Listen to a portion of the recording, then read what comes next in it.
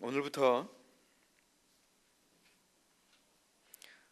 앞으로 몇 주간 동안 저희가 옛 시인의 노래라는 제목을 가지고 시리즈로 시편의 말씀을 통해서 우리 교회가 하나님의 말씀을 통하여 세워져 가야 되는 기둥들을 하나씩 좀 박아놓는 그런 시간을 갖겠습니다. 오늘은 옛 시인의 노래 첫 번째 복상입니다.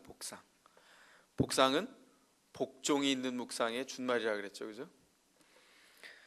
우리 교회가 묵상을 굉장히 중요시 여깁니다. 근데 제가 묵상을 오랫동안 사역하고 그리고 성도들에게 가르쳐 왔는데 오래되어서 강의를 하다 보니까 성도들이 자꾸 오해를 해요. 야, 강의 참 은혜가 된다 이러고는 묵상을 안 해요.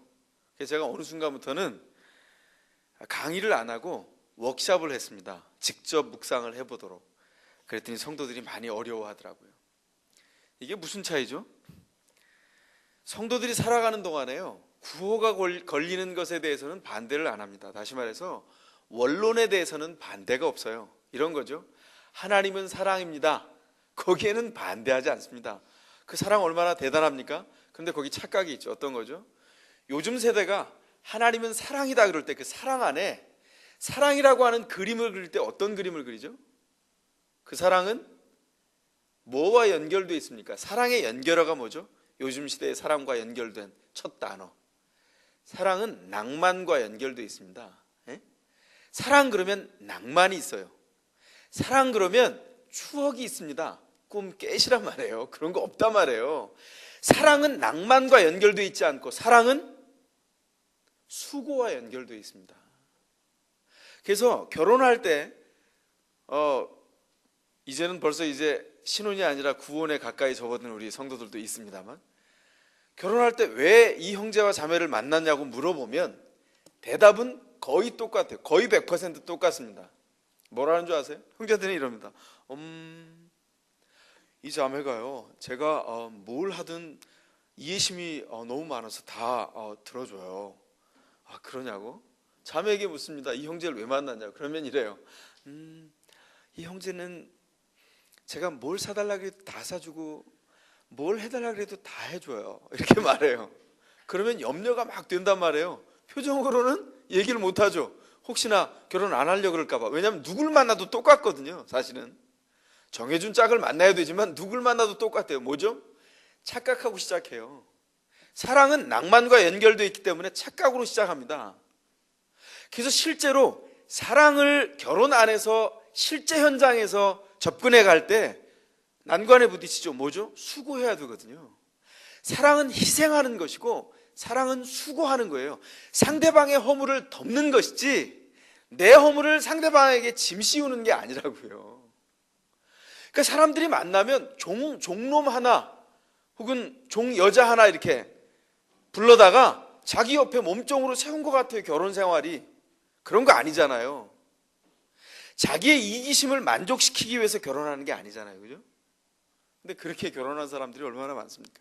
그래서 결혼하는 동안에 이혼하는 사람도 줄줄이 나오는 겁니다. 왜냐하면 이기심의 충족이 결혼이 아닙니다. 그리고 그리스도 안에 들어와 있는 결혼은 또 뭐죠?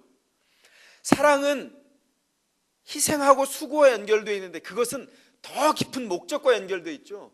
순종과 복종과 연결되어 있는데 상대방이 아니라 상대방을 통해서 보게 하는 그리스도 하나님과 연결되어 있어서 상대방 배우자를 섬겨가면서 배려해가면서 상처받을 만한 것을 이해하고 녹여가면서 뭘 배워가는 거죠? 사랑이 이런 것이구나, 상대방을 용납하여 세워가는 것이구나, 이걸 배워간다고요. 그죠? 묵상도 똑같아요. 사람들은요, 강론에 들어가면 그때부터는 헤매기 시작합니다. 왜냐하면 배운 적도 없을 뿐만 아니라 배워도 너무 어려워서 피하고 싶거든요. 그죠? 그게 신자가 아니에요. 믿음 생활에 지금 첫 발도 못 띄었다고요. 뭐 해야 되죠?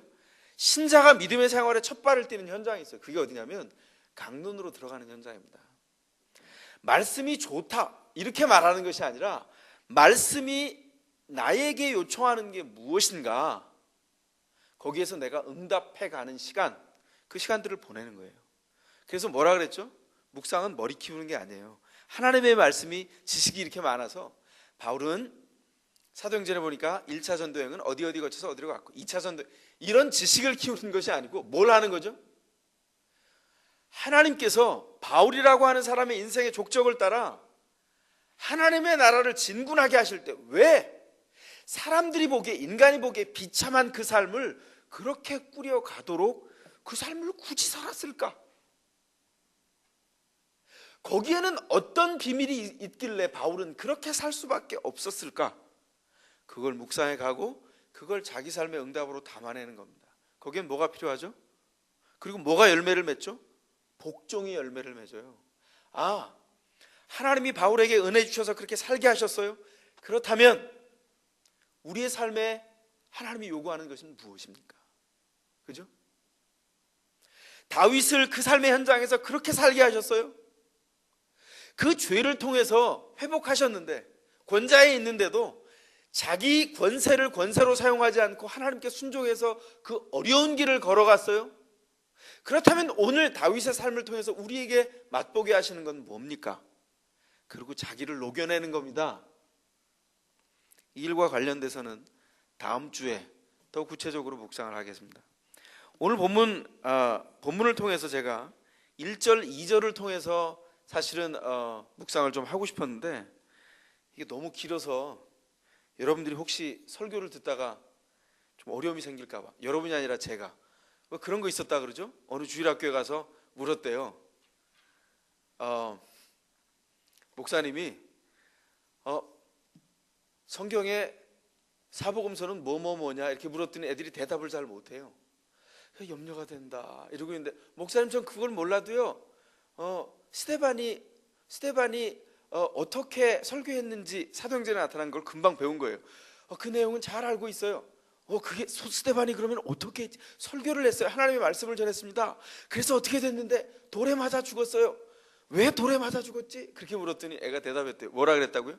설교를 길게 해서요. 그렇게 대답했다는 거예요. 그래서 제가 혹시나 돌 맞을까 봐 그래서 제가 1절, 2절을 분리했습니다. 2절은 다음 주에 하고 오늘은 1절만 가지고 하겠습니다.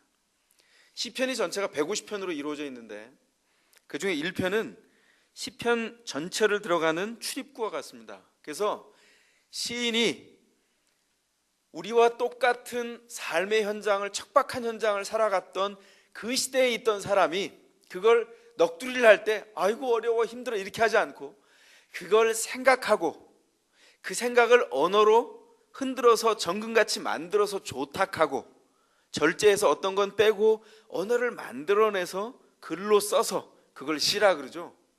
시로 써서 표현할 만큼 하나님을 향한 성도의 고백을 했는데 시편 150편 전체가 그 고백과 찬양으로 가득 차 있습니다. 그런데 1편은 그 150편 전체로 들어가는, 그 전체의 집으로 들어가는 출입구와 같아요. 그래서 시편 전체가 무엇을 말할 것인지를 이해하게 하는 예고편이기도 합니다. 제가 서두로 그렇게 말씀드렸습니다. 성경은 그래서 우리가 묵상으로 들어갈 때 옛 시인은 우리에게 어디로 안내해 주냐면 하나님은 사랑이시다 이 정도가 아니라 말씀은 좋은 거야 그게 아니라 말씀이 좋은 것인데 좋은 것으로 열매 맺기 위해서 우리는 삶의 현장에서 얼마나 하나님의 부르심과 하나님의 도전 앞에서 성실한 응답을 해야 되는지를 가르쳐주고 있다는 것입니다. 시편 1편을 통해서 그 일을 한번 묵상해 보도록 하겠습니다. 신자들 앞에 있는 말씀의 의미가 뭐냐? 그건 좋은 얘기를 하는 총론의 문제가 아니라 신자의 삶을 다루는 낱낱의 문제라고 하는 것입니다. 말씀이 뭐냐? 말씀이 우리 삶 안에 들어왔을 때 그 말씀은 우리에게 무엇이냐? 그렇게 물을 때 신자는 대답을 해야 돼요. 시인은 그 질문에 대한 대답으로, 고백으로 이 시편을 기록해 놓고 있습니다. 그 대답이 뭐냐면 1절에 결론을 먼저 말하죠. 그 결국은 결론입니다. 서론으로 얘기하지만 복 있는 사람은 그렇게 시작하죠. 시의 순서로 보면 이렇게 되어 있습니다. 복이 있도다 바로 그 사람. 그리고 나서 1절이 얘기해요. 근데 1절 안에 복이 있도다 바로 그 사람 그렇게 얘기하는데 그 사람이 누굽니까? 복 있는 사람의 정체를 소개하는데 1절에서는 이런 부류의 사람이다 이렇게 얘기하는 게 아니라 이런 부류의 사람은 아니다 이렇게 얘기해요. 이거를 뭐라 그러죠? 반어법이라 그러죠. 반대되는 말을 통해서 얘기하고 있는 거예요. 정체를 드러내고 있는 것입니다. 반어법을 통해서 증명을 해나가고 있습니다. 그래서 뭐라고 얘기하죠? 악인의 꾀를 따르지 않고 죄인의 길에 서지 않고 오만한 자의 자리에 앉지 않는 사람, 그렇게 표현하고 있어요. 뭘 소개하고 있는 겁니까? 이건 지금 악의 실제를 소개하고 있어요. 악의 존재의 모습 그대로를 지금 보여주고 있는 겁니다. 그래서 복 있는 사람 저편에는 복이 없는 상태가 있는 것이 아니라 복 있는 사람 저편 반대편에는 저주의 상태가 있다는 것을 얘기해요. 그래서 신자가 서 있는 자리에 반대에는 회색지대가 있는 것이 아니라 저주의 상태가 있다라고 하는 것을 오늘 시편이 우리에게 알려주고 보여주고 있습니다. 그래서 뭡니까? 복 있는 사람 하나님의 편에 서든지 저주의 사람 하나님이 없는 자리에 서든지 둘 중에 하나라는 거예요. 중간지대가 없다고요. 골룸은 없단 말이에요. 예? 중간에 경계선에 사는 골룸은 없어요. 그런데 실제로는 어떻게 하죠? 이 경계선에 사는 골룸의 사람들이 너무나 많다는 거예요. 이쪽도 한 발 들여놓고 저쪽도 한 발 들여놓고 싶은 사람 없단 말입니다. 그렇게 사는 사람은 복 있는 사람으로 살 방법이 없어요. 괴로움이 가득합니다. 우리가 시편에서 묵상해 봤었죠? 이전에 참고했을 때 뭐였습니까? 이런 사람은요, 머리 위에 염려가 가득 있어서 머리가 땅으로 짓 눌려요. 이렇게 짓 박힙니다. 그냥 너무 염려가 많아서.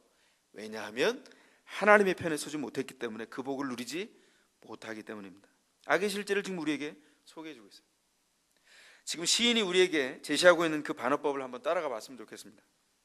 자, 사단의 편인 악의 실제가 어떤가? 첫 번째, 뭘 얘기하죠? 첫 번째는 악인입니다. 악인. 이 악인은 우리가 지금 성경에 나와 있는 그 악인이라고 하는 그 말을 들을 때 어떤 모습은 어떤 거예요? 머리 뿔 달리고 그런 모습 아닌가요? 여기 악인은 경건치 않은 자를 말해요. 경건을 추구하는 자의 반대에 있는 사람, 좀 약하게 제가 표현한 것 같습니까? 한번 보겠습니다. 이 경건치 않은 사람, 쉽게 얘기하면 이런 거죠. 요즘 말로 쉽게 풀면 예수를 믿으면서 점치는 사람, 이런 사람이에요. 그런 사람 본 적 있으세요? 소문으로 많이 들었죠? 저는 실제 많이 봤습니다. 목회 현장에서. 아니, 예수를 믿는다면서 점도 쳐? 에? 이거 어떻게 이해해야 돼요? 실제 하나님을 따라간다고 하면서 하나님 밖에 있어요. 예배당에 몸을 담은 신자인 것처럼 보이지만 그는 신자가 아닙니다. 경건치 않은 자예요. 이 악인의 특징이 뭔지 아세요? 자기 계획대로 살아요. 그래서 이 사람은 악인의 길을 걷습니다. walk한다고 여기 영어 성경에 표현하는데, 악인의 길을 걸어요. 무슨 말이죠? 그냥 그대로 산다는 거예요. 자기 라이프 스타일이 되어서 산다는 거예요. 그래서 이 사람은 악의 실제 정체가 어떤 것인지 정확하게 알지는 못해요. 악으로 따지면 아직은 초보의 상태에 있는 사람입니다. 그렇지만 줄타기를 하면서 악을 넘나들면서 악의 자리에 가서 수많은 것들을 물어와서 먹고 사는 사람이에요.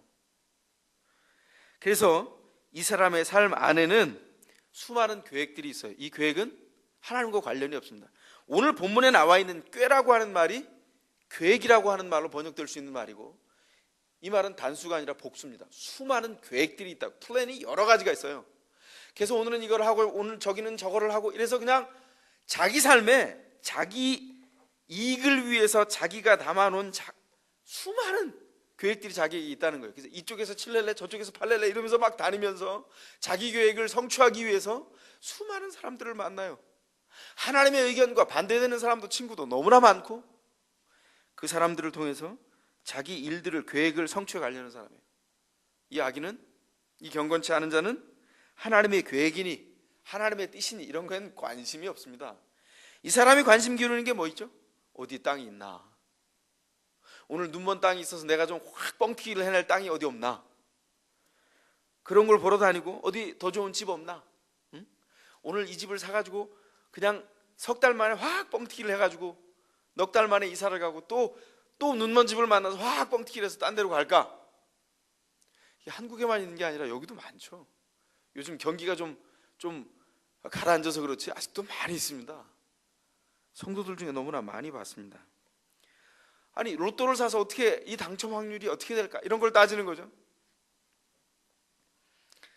이런 사람들이 학교는, 직장은, 집은, 우리 아들은, 우리 애들은 어떻게 세워가며 살 것인가? 이런 걸 생각하는데 이게 왜 잘못이겠어요? 문제는 이 계획들이 하나님의 생각과 연결되어 있지 않을 때 문제라는 겁니다. 하나님과 떨어져 있어요. 그래서 경건치 않은 자 악인이 된다는 것입니다. 악인이 달래 악인이 아니고 하나님과 떨어져 있는 즉시 악이에요. 회색지대가 없다니까요. 그래서 자기 욕망을 채우는데 혈안이 되어 있는 사람이에요. 이런 사람의 특징이 뭔지 아세요? 자신이 악하다고 결코 생각하지 않습니다. 여러분 들으시니까 어때요? 이런 사람이 악하다고 생각하겠어요? 내가 뭘 잘못했어요? 아니 내가 먹고 살자는데 뭐가 잘못이야? 이러지 않겠어요? 하나님의 빛 안에 들어와 있으면 이것이 바로 악이라고 하는 것입니다. 이런 사람의 마음에는 다른 사람에 대한 고려가 없어요. 다른 사람을 절대로 배려하지 않습니다. 자기의 이익이 우선이에요. 배려, 사치스러운 말입니다. 그래서 실제로 자기 이익이 어디 있는지 그 이익을 쫓다가 가족도 쉽게 배신할 수 있습니다.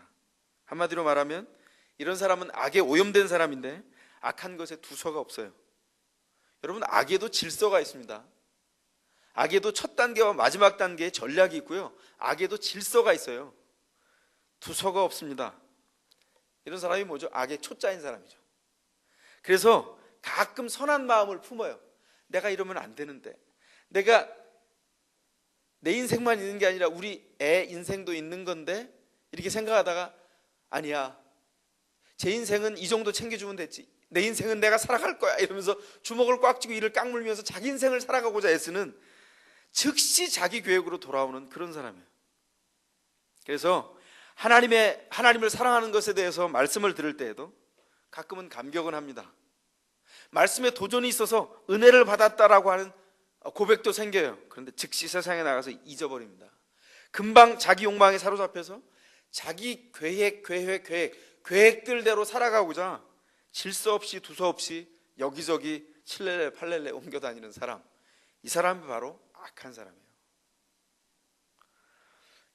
두 번째 제시하고 있는 반어법, 우리 시인이 제시해주는 두 번째 반어법이 누구죠? 죄인입니다. 죄인. 이제 악의 수준이 높아지고 있습니다.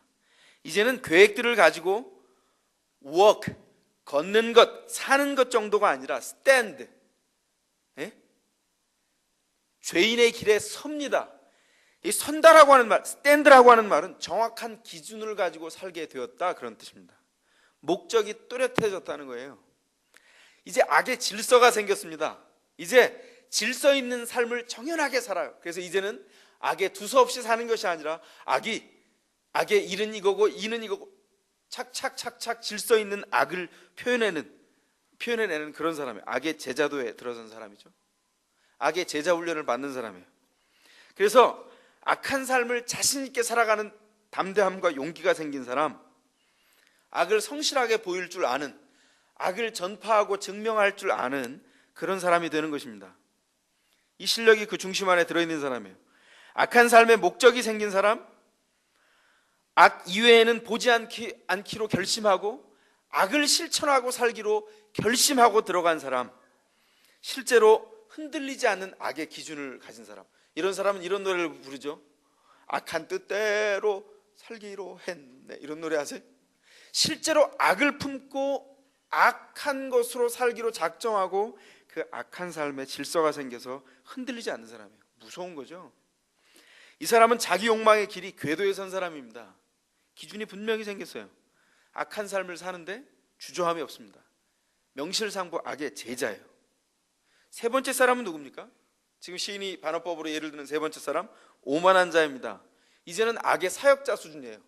이제 제자 훈련 다 지나서 이제는 거의 본 궤도에 들어섰습니다. 그래서 사단의 지령을 받고 그 회원들의 회의에 참여해서 그 회의에서 결정되는 결과들을 성실하게 수행할 수 있는 신령한 악의 경지에 이른 사람, 오만한 자의 자리에 앉은 사람의 씰한 사람입니다. 성경에서 앉는다라고 하는 표현은 통치 영역을 말해요. 지배권을 가졌다는 것을 말합니다. 지배권을 가지고 지배 안에 들어간 사람. 그래서 세상을 지배하고 있는 세상 정세와 주관자들, 그 주관자들 악한 영들의 지령을 받아서 이 땅에 나라들과 국가들을 세워가고 그 국가의 통치력을 발휘하는 사람, 사람들을 악으로 몰아넣는 독재자들, 그런 사람들이죠. 역사 안에 수많은 사람들이 있었습니다. 현대로 말하면 히틀러 같은 사람, 스탈린 같은 사람이죠.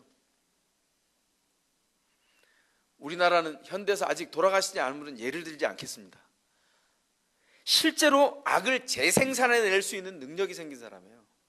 악에 흔들림이 없을 뿐만 아니라 눈 하나 깜짝 안 하고 수많은 사람을 죽일 수 있는 사람입니다. 악의 통제를 받지 않으면 이렇게 할 수 없어요. 그런데 순서대로 보면 여기 지금 죄인, 악인, 죄인, 오만한 자, 이 죄인이 어떻게 됐다고요? 그 길을 걷고 walk하고, 그죠? 그 다음에 죄인이 그 길에 서고 스탠드하고, 오만한 자가 그 자리에 앉고 sit 했다라고 하는 이 세 가지 내용, 이 세 가지 내용이 20세기에 우리 이전에 살았던 믿음의 선배 한 사람이 묵상해 놓았던 에베소서 묵상의 그 단락과 굉장히 비슷한 대조를 가지고 있습니다.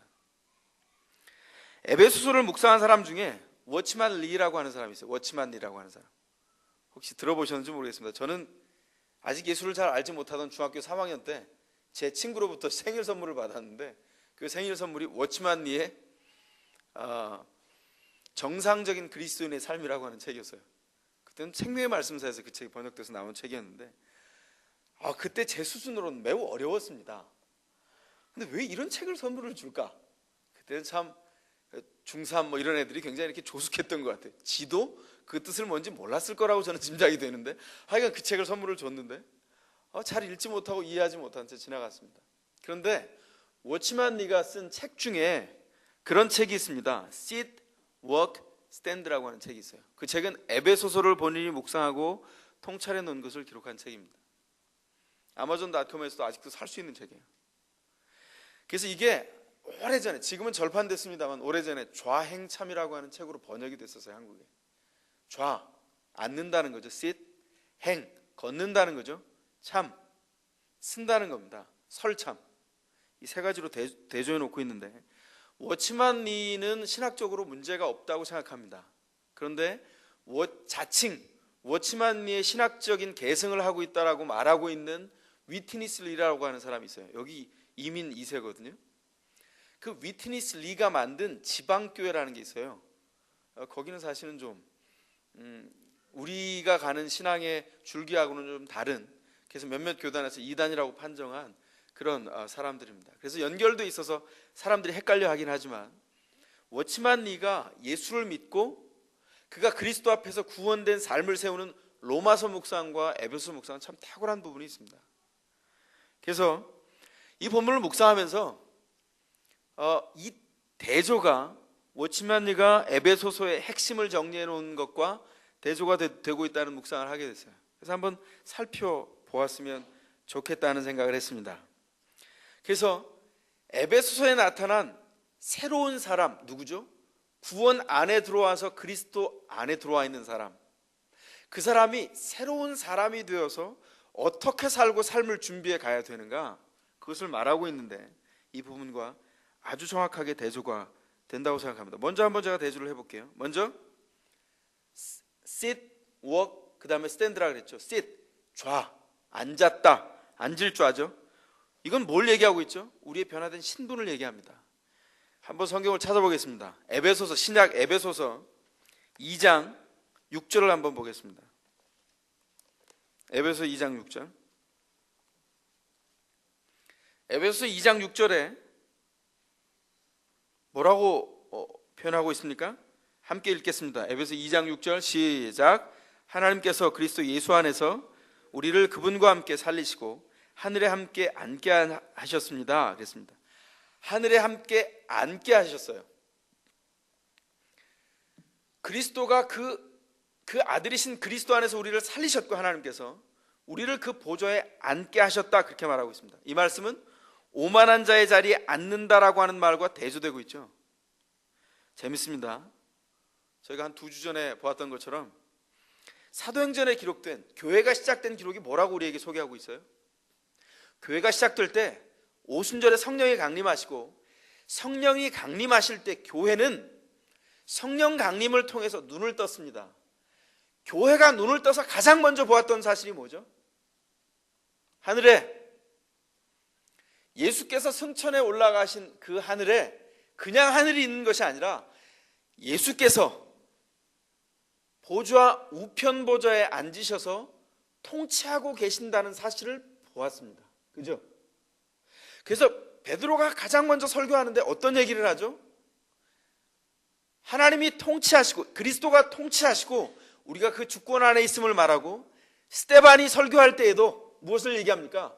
우편 보좌에서 그리스도가 앉아있을 뿐만 아니라 그 백성의 상황을 보고 서 계신, 보좌에서 일어서신 그리스도를 보고 순교를 당해요. 그건 그냥 묘사한 것이 아니라 교회가 눈을 떠서 보고 있는 장소가 어디이며, 그냥 단지 보는 것이 아니라 교회가 누구의 명령과 누구의 통치와 다스림을 따라 살아가는지를 분명하게 보여주는 장면입니다. 세상 사람은 경건치 않은 자가 악의 사역자 수준이 돼서 악을 재생산해내면서 하나님과 반대되는 악의 세력의 추종자가 돼 있을 때, 교회는 어떻게 한다고요? 새 사람이 되어서 보좌 우편 보좌에 앉아있는 그리스도를 좇아 그와 함께 앉아 통치하는 그날까지 이 땅에서 어떻게 하죠? 통치의 보좌에 앉아 계신 그리스도의 명령을 따라 이 땅의 삶을 뭘로 채워갑니까? 기쁨으로 채워가는데, 그 기쁨은 사랑, 낭만이 아니라 그랬어요. 사랑 곧 수고죠. 수고하려면 뭘 통과해야 된다고요? 순종을 통과해야 된다고요. 다스리는 우편 보좌의 명령을 따라서 순종하고 복종함으로 복종을 통과한 기쁨을 맛보아 산다고요. 그리고 뭘 달성해 갑니까? 뭘 이루어 가죠? 하나님의 통치와 하나님 나라를 이루어 갑니다. 우리 연약한 사람들이. 그 지금 에베소 2장 6절 이하에 나와 있는 것은 바로 어떤 것을 지금 대조하고 있는 것입니까?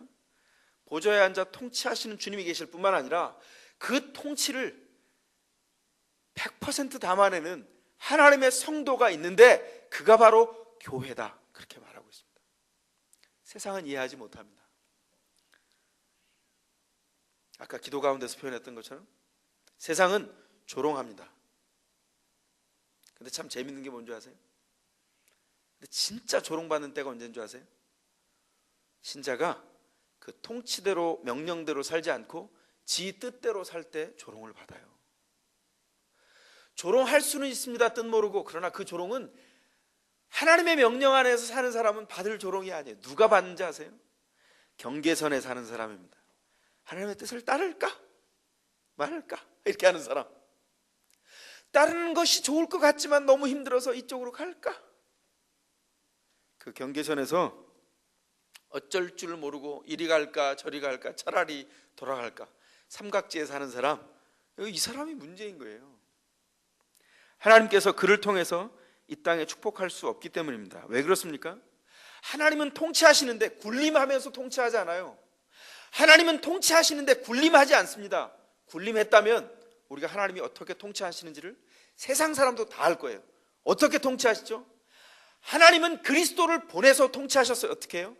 그 살과 피를 찢으시고 흘리심으로. 어떻게 했다고요? 희생함으로. 그래서 그가 승천하셔서 우편 보좌에 있는데 세상 사람은 볼 수 없어요. 누가 봅니까? 오순절을 통해서 성령을 입은, 성령의 은혜 안에 있는 성도들만 봐요. 뭘 봐요? 통치하시는구나. 우리의 삶이 그 통치권 안에 있구나. 그걸 본다고요. 그 통치를 받아서 이 땅에서 뭘 하는 겁니까? 순종을 통과해야 누릴 수 있는 그 즐거움을 맛보기까지, 하나님의 통치가 우리 안에 이루어지기까지 어떻게 하는 겁니까? 그 통치를 이루어내도록 군림하지 아니하고 수고하고 섬김을 통해서 복종을 통해서 이루어 가신 하나님의 통치를 신자된 우리의 삶을 통하여 이루어내는 것입니다. 그래서 우리가 결국 보좌에 그리스도가 앉아있을 뿐만 아니라 통치하실 뿐만 아니라 우리가 그 하나님 나라의 진군을 통해서 그 자리에 그리스도와 함께 앉게 될 것입니다. 이게 에베소서가 신자된 우리에게 보여주고 있는 순종을 통해서 얻게 된 기쁨, 그 통치의 능력, 힘, 약속이라고 하는 사실을 우리에게 보여줍니다. 이건요, 자기 계획들을 가지고 사는 사람이 자기 욕망을 이루기 위해서 칠렐레 팔렐레 다니면서 잠시 기쁨을 누리는 것과는 비교가 되지 않습니다. 하나님의 기쁨을 이루기 위해서 자기 삶의 욕망을 포기할 줄 알고 하나님의 소망을 이루어 드리는 사람이 있을 때 이 땅을 그 사람을 통하여 하나님이 통치해 가신다고 말합니다. 바울이 그래서 뭐라고 통치를 합니까? 에베소서 1장과 3장까지 나와 있는 내용 안에는 완전한 새 사람이 된 신자, 제자를 얘기하고 있는데 그 사람들은 어떻게 살아요? 그 사람들은 10절에 우리는 하나님의 작품입니다. 우리는 We are the masterpiece 이렇게 말하죠. 하나님의 걸작품이에요. 근데 그 걸작품은 어떤 걸작품이냐면 그 10절 하반절에 보시면 하나님께서 이렇게 미리 준비하신 것은 우리가 선한 일을 하며 살아가게 하시려는 것이다 그랬습니다. 신자가 순종함으로 기쁨을 누리기까지 살아가지 않으면 이 일이 이루어지지 않아요. 세상이 걸작품인 우리를 못 봐요. 조롱을 당하는 거죠. 뭐야? 걸작이야? 야, 나도 그린다. 이런 거죠. 응? 아니, 뭐야 저거? 야, 내 인생하고 저 인생하고 다를 게 뭐냐? 이렇게 말하게 된다는 거예요. 세상이 이걸 뭐라 그런다고? 이걸 조롱이라고 한다고요. 굴욕을 당하는 겁니다. 오늘날 세상의 사람들이 오해하고 있어요, 교회를. 그러나 우리가 그 오해 때문에 상처받을 필요는 없습니다. 그러나 우리의 삶이 하나님이 우리에게 주신 도전과 명령대로 복종하지 않는다면 우리의 삶은 있는 그대로 굴욕입니다. 복 있는 사람이 누구입니까? 눈을 열어서 오순절 성령이 임했을 때 눈을 열어서 하나님이 통치하는 보좌를 바라보고 그 일을 향하여 순종함으로 기쁨을 이루어내 드리도록 이루어진 사람들, 그 사람들의 모임이 뭐라고요? 교회라고요. 그들은 참 신자일 뿐만 아니라 새 사람일 뿐만 아니라 그들은 제자입니다. 그 다음에 지금 뭘 대조하고 있습니까? 그 다음은 sit, 그 다음에 walk이죠. 걸을 행, 좌행참할 때 행. 이 walk은 뭡니까? 새 사람에 걸맞는 삶, 일상을 얘기합니다. 에베소 뒤쪽으로 4장 1절로 한번 넘어가 볼게요. 4장 이후에서부터는 신자가 어떻게 준비되어서 살아가야 되는지를 이야기하고 있는데 4장 1절 함께 읽습니다. 4장 1절 시작. 그러므로 주님의 일로 갇힌 몸이 된 내가 여러분에게 권합니다. 여러분은 부르심을 받았으니 그 부르심에 합당하게 살아가십시오. 뭐라고요? 부르심을 받았으니 부르심에 합당하게 어떻게 하라고요? 살아가라고 얘기하고 있습니다. 이 말씀은 지금 악인의 꾀, 그 계획과 지금 대조하고 있죠. 이 계획은 지금 복수라 그랬어요. 계획들이라고 번역해야 맞습니다. 꾀들 이렇게 번역해야 맞는 거예요. 신자는 일상 안에서 자기가 살아가는 생활 안에서 일치된 마음과 집중된 마음가짐을 가지고 살아갑니다.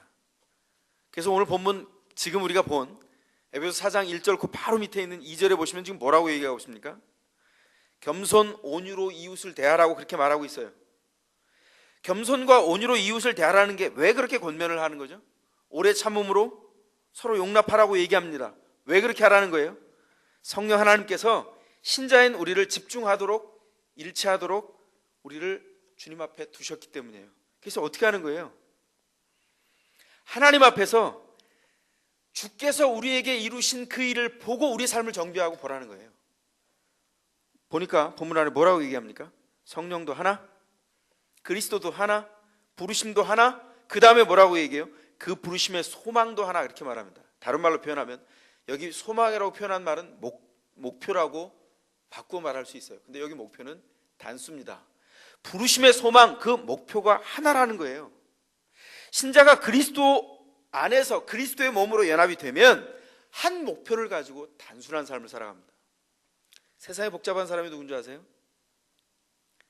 생각하는 동안은 신중해야 합니다. 그 신중함이라는 것은 정작 뚜껑을 열어보면 굉장히 복잡합니다. 얼개가 굉장히 복잡해요. 그 복잡한 것을 신중하게 생각하는 겁니다. 그러나 판단과 생각이 끝나면 단순하게 집중하는 거예요. 근데 이렇게 하는 사람들 있죠. 판단하는 동안엔 단순해요. 실천할 때 복잡해져. 그러면 노래가 어떻게 되는 거죠? 이 배우 노래가 그냥 저절로 나오는 거예요. 이리 갈까 저리 갈까 차라리 돌아갈까. 세 갈래 길만 아니에요. 이게 10갈래 길인지 뭐 하여간 뭐 12갈래인지 알 수가 없어요. 그러니까 삶이 정신이 없는 거예요. 맨날 그 노래가 또 있죠. 랩은 또 이런 거예요. 바쁘다 바빠 진짜 바빠 이러면서 막 계속 돌아다녀요. 정신이 없는 겁니다.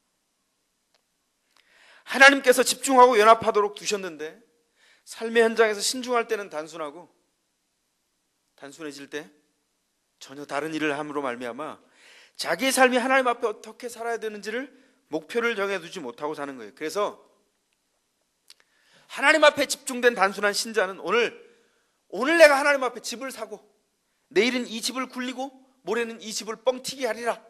이게 자기 삶의 1차적인 목표가 아니라는 거예요. 아까 말씀드렸죠. 이건 나쁜 게 아닙니다. 삶을 경영하는 지혜가 있어야 되겠죠, 반드시. 그러나 이것이 1차적인 목적이 되면 신자가 아니에요. 제가 말씀드린 것처럼 이걸 경영해서 오늘은 화장실이 하나, 그러나 내일은 화장실을 2개로 살리라.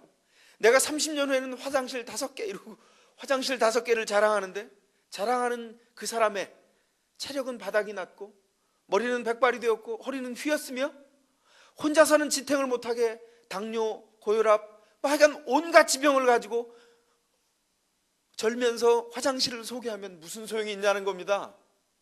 그 인생을 살아간 연수가 얼마나 부끄럽고 초라해요. 근데 그걸 추구하다가 그것도 못 이루었어. 이건 더 초라한 거죠. 신자는 그걸 추구해 살지 않는다는 겁니다. 화장실이 하나 못 두고 공중 화장실을 쓰면 어떠고 2개 못 두고 그게 무슨 상관이 있냐는 거예요. 신자는 목적이 어디 있는 겁니까?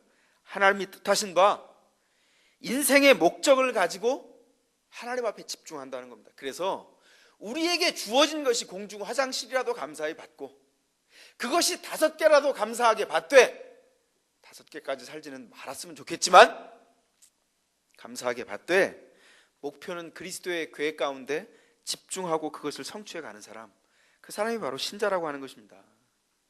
그 사람은 행합니다. 그 사람은 걷습니다.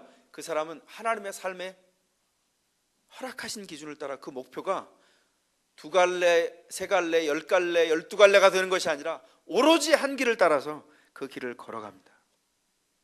그 인생에 정말 남들이 보기에는 어려움이 있을지 모르지만 그 인생에 감사가 넘쳐갑니다. 오직 그리스도의 계획이 자신의 계획이 되기를 간절히 소망하고 원하고 불편하지만 그 일을 이루기 위해서 자기를 내려놓습니다. 이런 사람들이 있는 교회가 있다고 한번 생각해 보세요. 교회 분쟁은 아무것도 아닙니다. 능히 이길 수 있습니다. 세상엔요 이기심이 판쳐요. 근데 거기에 신자도 7렐레 8렐레로 자기 집 오늘은 내일은 뻥튀기 뭐 이러면서 살면, 이기심으로 살면 신자와 비신자가 구별이 없는 거죠. 세상은 누굴 원하죠? 나랑 똑같은 사람이 아니라 나랑 다른 고급한 인생을 사는 사람을 원해요. 지들은 못 살지만. 그게 구원인 겁니다. 세상은 영원히 그렇게 못 살 거예요. 그러니까 세상이 잘 살고 신자 비스끄머리해서 잘 사는 사람이 어떻게 그렇게 사세요? 이러면서 자기 마음대로 이기심으로 산다고 해서 그것 때문에 배아파하지 마세요. 그거 지 몫이야.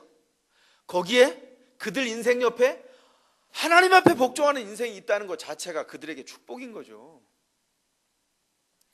복된 인생은 그렇게 산다는 것입니다.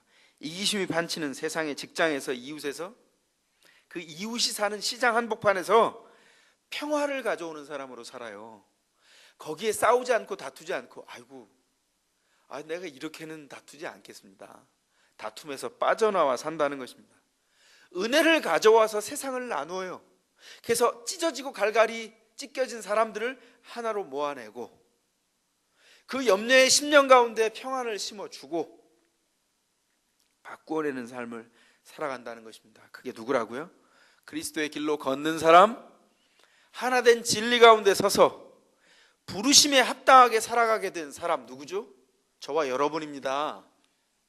저와 여러분에게 도전하시는 거예요. 뭐 하라고요? 이걸 거창하게 나는 새 사람이 되었다, 부르심에 합당하게 살아야지, 그리고 막 내부치고 머리 띠두르고 부르심에 합당하게 살아가자. 이 제법 이게 폼이 나오네요.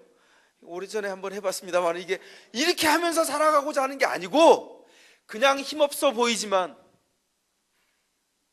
사람들이 조롱하고자 하면 조롱받는 일을, 오해받는 일을 넉넉히 감수하면서 그냥 웃으면서 살아가는 겁니다. 그런데 그 사람이 살아가는 현장엔 생명이 피어나요. 주님이 우리에게 명령하시는 것이 바로 그거란 얘기입니다. 그 다음은 뭐죠? 좌행, sit, walk, 그 다음에 뭐라고요? stand, 서는 거죠. 설 참입니다. 이게 참이. 우리의 삶의 기준을 얘기하고 있습니다. 그 기준으로 세상을 바라보는 태도를 말해요. 우리 삶에 어떤 태도가 우리 가운데 있어야 되는가, 그걸 얘기하는데 에베소 6장으로 한번 넘어가 볼게요. 한 장만 넘기시면 6장 13절에 이렇게 말을 하고 있습니다. 6장 13절 함께 읽어보겠습니다. 시작. 그러므로 하나님이 주시는 무기로 완전히 무장하십시오. 그래야만 여러분이 악한 날에 이 대적자들을 대항할 수 있으며 모든 일을 끝낸 뒤에 설 수 있을 것입니다. 그랬습니다. 분명한 태도를 가져라. 이제 기준이 있고 합당한 부름에 합당하도록 섰잖아요. 걸어가잖아요. 그 다음에 어떻게 해야 된다고요? 분명한 태도를 가지고, 삶의 기준을 가지고 살아가라는 얘기입니다. 이 말씀은 지금 시편 1편 우리가 묵상하는 말씀과 뭐랑 대조가 되죠? 죄인의 길에 서는 것과 지금 대조가 되고 있죠. 신자는 세상을 살아가지만 세상 사람처럼 살도록 부르심받지 않았어요. 뇌를 또 쓰죠. 우리 교회의 특징은 뇌를 쓴다는 겁니다. 하여간 포도당아 뇌로 갈지어다. 다시 한번, 우리가 세상 안에 살지만 세상 사람처럼 살도록 부르심받지 않았다고요. 이 구분을 알겠어요? 세상에 있지만 우리는 세상 사람이 아닙니다. 신자는 세상에 실제하는 세상의 정부와 조직, 구조에 스며들어서 통치하고 다스리려는 악에 대항하면서 삽니다. 악의 대항자로 세워졌어요. 그러므로 교회는 세상의 악을 강력히 대항하는 세상의 악의 강력한 대항 세력이에요. 여러분 스스로를 그렇게 생각해 본 적 있어요? 세상의 악을 대항하는 강력한 대항 세력이 바로 우리 자신이다. 내가 뭘 이렇게 생각 안 드세요? 고치시라 말이에요. 하나님이 연약해 보이는 우리를 교회로 부르셨을 때 교회는 세상의 악에 대한 강력한 대항 세력입니다. 그래서 악을 선으로 바꾸는 하나님의 수단이고 유일한 도구가 바로 교회라고 얘기하고 있는 것입니다. 그래서 무장을 어떻게 하라고요? 진리로 허리띠를 띠라고 말하죠. 그 다음에 정의의 가슴막이를 하라 그랬는데, 이게 가슴막이 그러니까 이게 옛날 번역이 자꾸 생각나서, 옛날 번역엔 흉배라 그러죠. 옛날에 전사들이 가슴을 막았던 흉배. 그 다음에 평화로 어떻게 하라고요? 평화의 복음으로 신을 신으라고 얘기합니다. 여러분, 평화는요 복음을 통해서만 와요. 편안함은, 배 터지는 편안함은 지가 어떻게 할 수 있을 것 같지만 평화는 하나님의 복음을 통해서 우리의 심령과 우리의 삶을 지배합니다. 다른 것으로 오지 않습니다. 근데 참 재밌어요.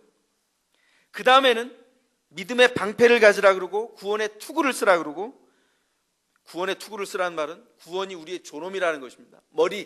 존엄하게 하는 구원, 그것이 우리의 투구라고 얘기하고, 그 다음에 성령의 검, 뭐죠? 하나님의 말씀을 가지라고 얘기하죠. 그런데 앞에 있는 관용어를 떼고 앞에 세 가지 무장, 완전 무장 세 가지를 얘기하면 재밌습니다. 뭡니까? 진리, 정의, 평화. 이거 뭐 같습니까? 정치 정당의 구호 같죠, 그죠? 진리, 정의, 평화. 이건 정치 세력을 통해서 오지 않습니다. 정치 세력은 아까 얘기했던 것처럼 시편 1편에 나와 있는 악의 세력의 권좌에 앉은 사단의 지령을 받는 이 땅의 세력의 권좌에 앉는 사람들입니다. 대부분의 세상 세력은 그래서요 희망이 없어요.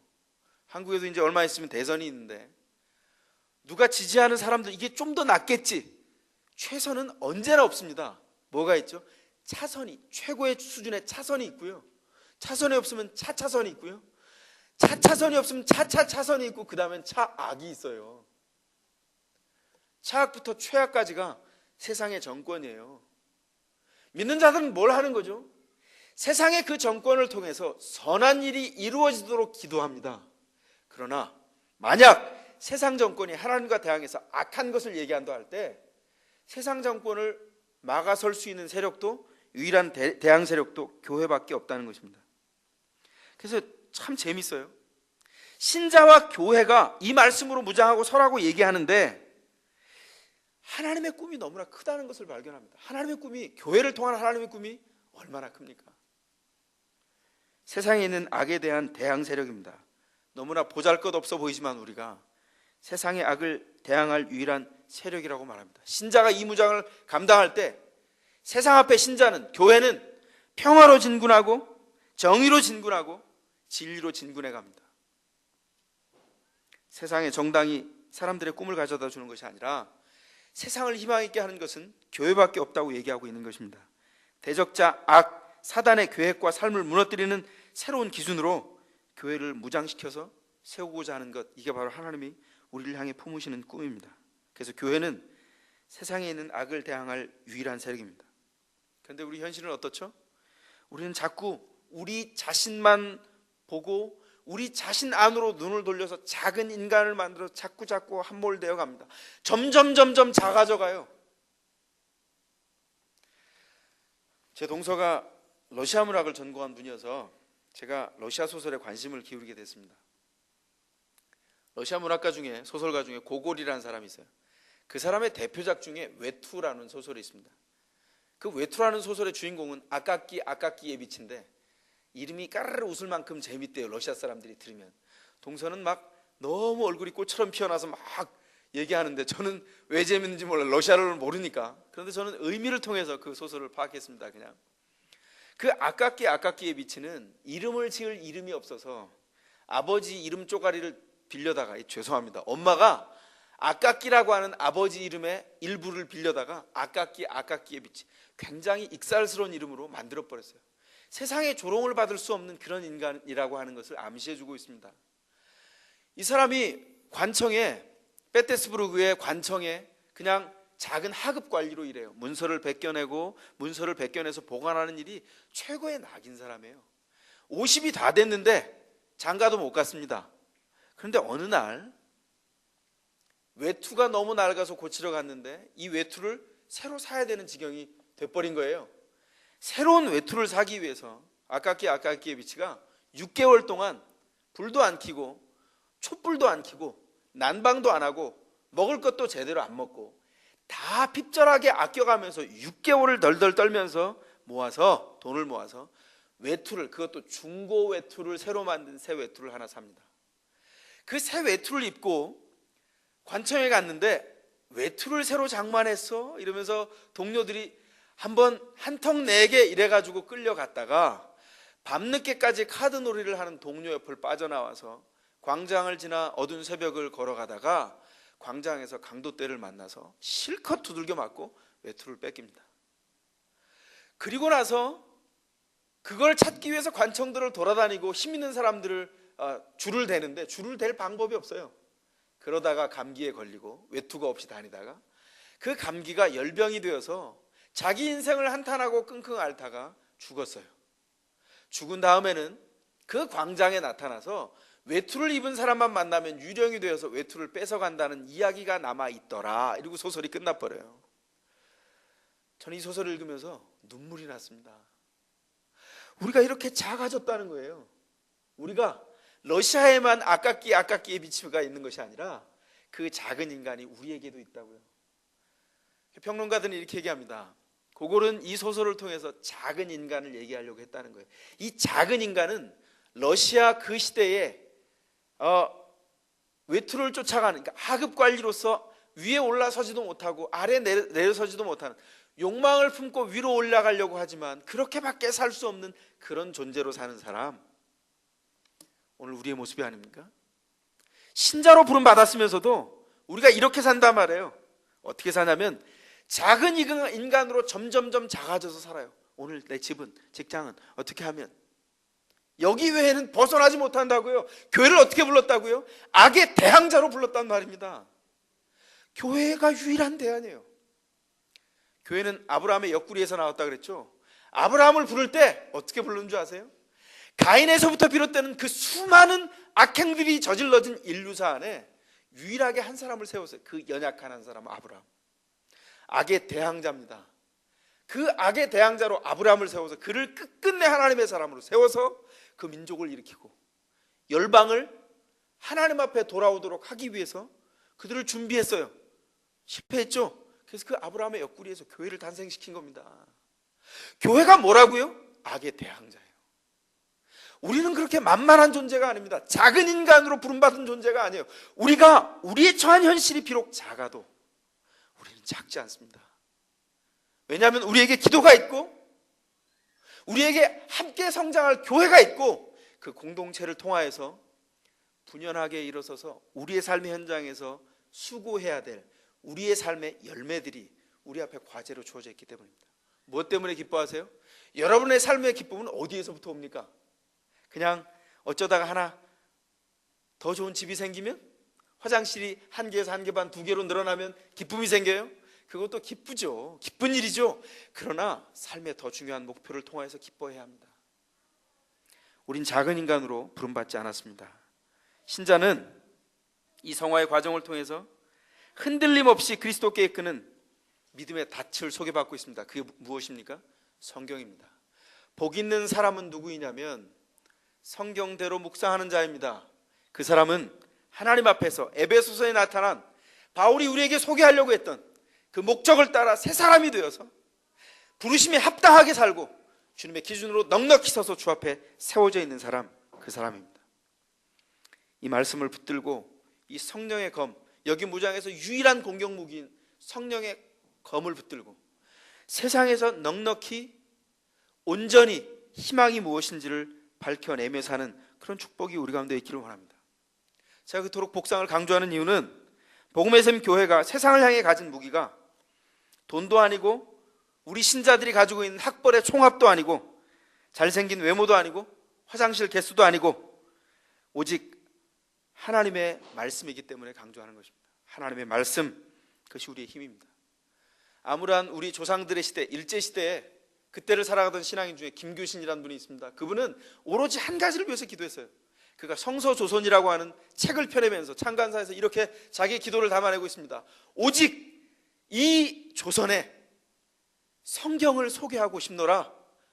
조선을 성서 위에, 그것이 그의 구호였습니다. 평생을 그 일을 하는데 그가 어떻게 죽었는지 아십니까?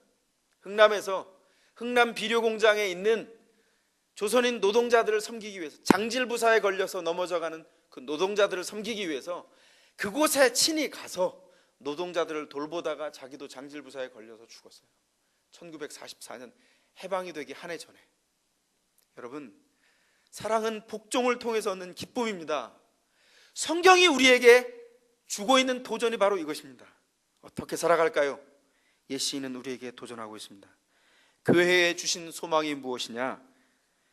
그 소망을 통해서 우리가 가야 할 길이 어디이냐? 세상의 악과 대조되는 삶을 살아나가라. 그것이 바로 복 있는 사람의 길이요, 말씀 가운데 서 있는 사람만 바로 그 길을 분명하게 갈 수 있다. 시간 기도하겠습니다. 하나님 앞에 이 축복 가운데서 넉넉히 주님 앞에 세워져 가기를 원하며, 주님, 이 소망의 닷 말씀을 우리에게 주신 것을 기억하고 감사합니다. 하나님, 이 기쁨대로 넉넉히 세워져 가도록 주님이 우리의 삶의 질서를 주 앞에 두시옵소서.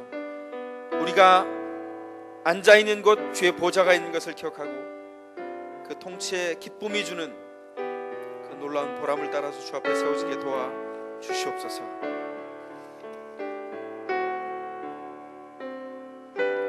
자기 뜻대로 살며 기뻐하지 아니하고 하나님의 뜻, 목적과 기준대로 복종함으로 그 순종의 기쁨을 통하여 주 앞에 우리의 삶을 돌려드리는 그런 신자가 되게 도우시옵소서. 그런 교회로 인도하여 주소서.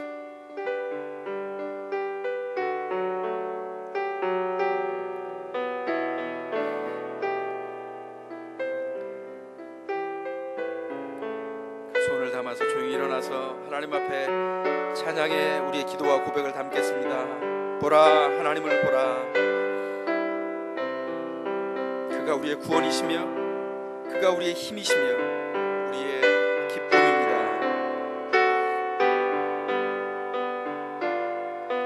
보라 하나님은 나의 구원이시라. 내가 의뢰하고 두려움 없으리니 주 여호와는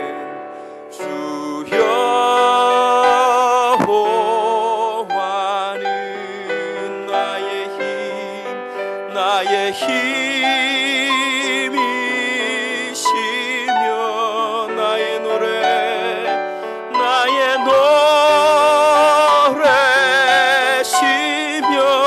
나의 구원 나의 구원이라.